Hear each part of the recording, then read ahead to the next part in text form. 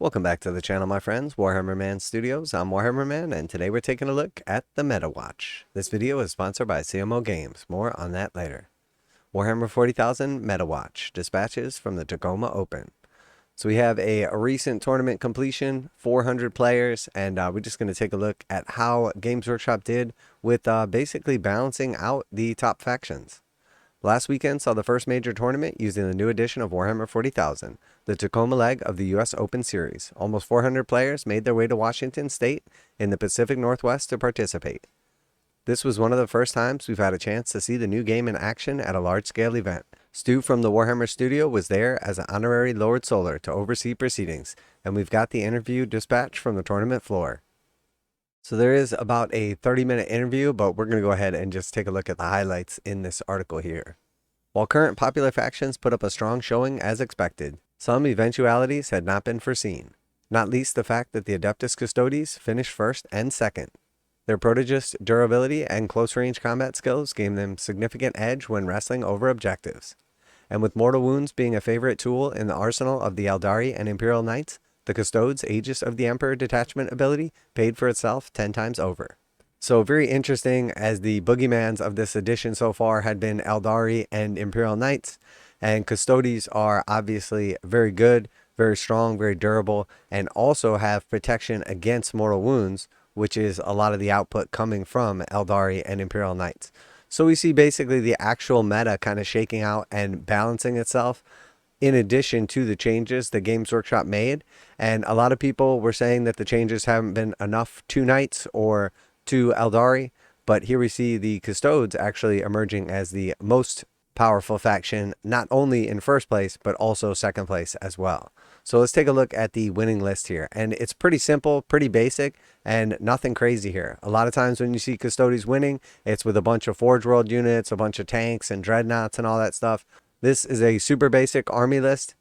It's just the nuts and bolts. And you know what? We know for a fact that it works. So we have a shield captain first with Guardian Spear, and then an enhancement, Ceaseless Hunter. He is 150 points. Then we see one more shield captain with Guardian Spear, 120 points. Then we see Trajan Valoris with a Watcher's Axe, 145 points. So 2 shield captains and Trajan, basically like 3 shield captains. And then we see 3 Custodian Guard units, all 450 points, all equipped exactly the same. It's 8 Guardian Spears. And then we see 1 Sentinel Blade and 1 Shield. And then we see a Vaxilla with Misericordia and Shield. So you basically have a couple of shields for the extra protection, but you still get all of the shooting and melee out of the Guardian Spears. So a very nice setup. 3 blocks of 10 for 450 points each. And then we see a Prosecutor squad for the Sisters, and it's just a Superior with a bolt gun and close combat weapon, and then 4 Prosecutors with bolt gun and close combat weapon. 50 points for that unit right there. And then we see the Kalidas Assassin with Neural Shredder, Phase Sword, and Poison Blades. 115 points for her.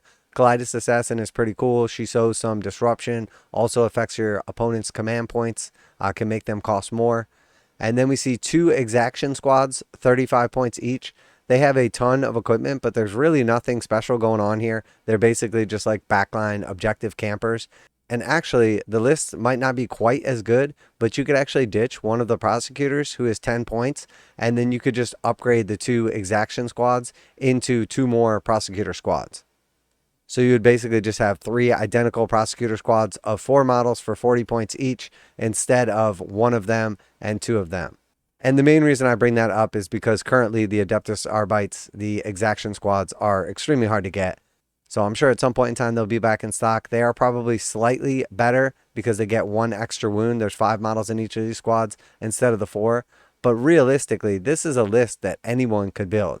There's nothing crazy here. There's nothing special. It's just a bunch of big blocks with a character attached to them. Some small units to camp objectives.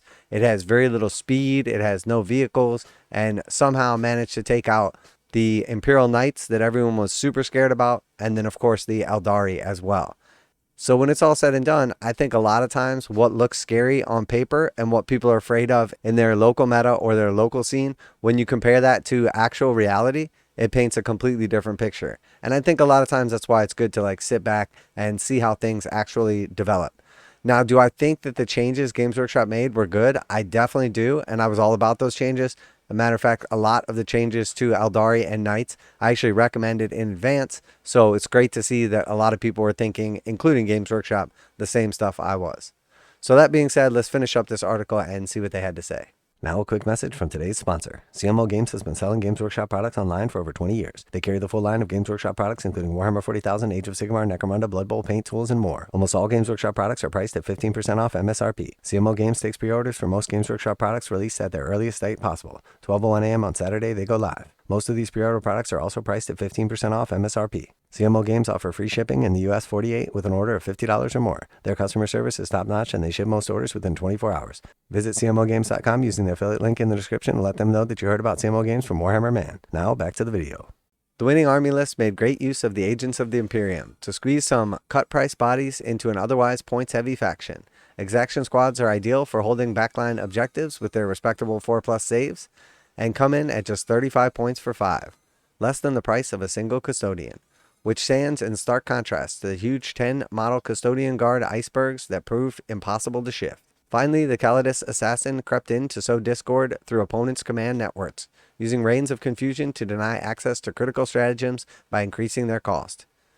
With command points in fairly short supply in the new edition of Warhammer 40,000, doubling the price of a simple command reroll can throw an almighty spanner in enemy plans. As Stu mentions, the studio are watching these results, and in particular with win rate percentages, very carefully, and will be looking to make more targeted changes where necessary.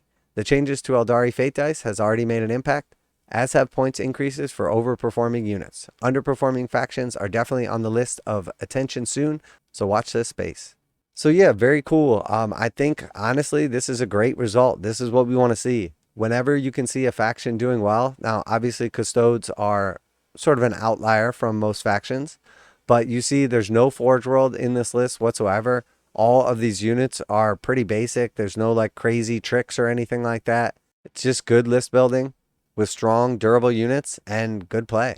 And I'm not sure what the second Custodes list was, but I imagine it has probably a lot of the core similarities. A couple of big blocks of Custodian Guard and Trajan Valoris are pretty much a mainstay, and some cheap prosecutors. And then after that, you know, just kind of fill it out with what you like. But I'm definitely glad to see this result. I think a lot of people were still worried about Aeldari and Imperial Knights. It doesn't mean that Aeldari, Imperial Knights, and Custodes aren't just going to smash AdMech or whatever other weak faction like Death Guard there is out there.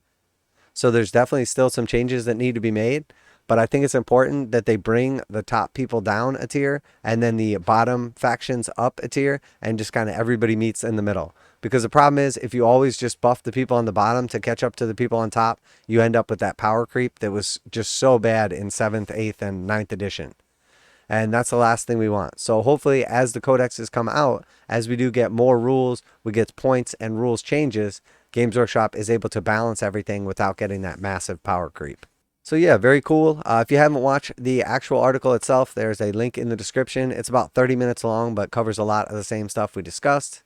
Definitely glad to see Games Workshop stepping up and making the changes to rules and points as necessary. I like the changes they've made to how they're going to be adjusting things. They've laid out the time frame for it. So anybody that's excited about competitive play can stay excited and know what they're going to get. And anybody that's out there just having a good old time can, you know, follow the changes as they come, or house rule things if they're too much. But in general, I find that most people don't play Games Workshop games, especially not Warhammer 40,000, the same way that we see played on the competitive scene. Most people are not running 3 of any single unit. Obviously, in this case, that Custodes list was definitely not like spamming by any means, but you could argue that 30 Custodian Guard is kind of spamming. But I would rather see people spamming like the basic troops from an army, but I would rather see people spamming Custodian Guard than forgeworld dreadnoughts or forgeworld tanks or some other hard to get expensive units. So as always, I'd like to hear what you guys have to say. So let me know what you think down below. I'd love to hear your personal experiences. If you played in this tournament, I'd love to hear that as well. Always like to hear back from you guys. It's great interacting with the community. Special thanks to CMO Games for sponsoring the video. Check them out to save 15%. Link in the description. That's it for today. Warhammer Man Studios. I'm Warhammer Man, and I got to give Games Workshop the slow clap because they are doing a great job with the rollout of 10th edition and the balance. And I'm out of here.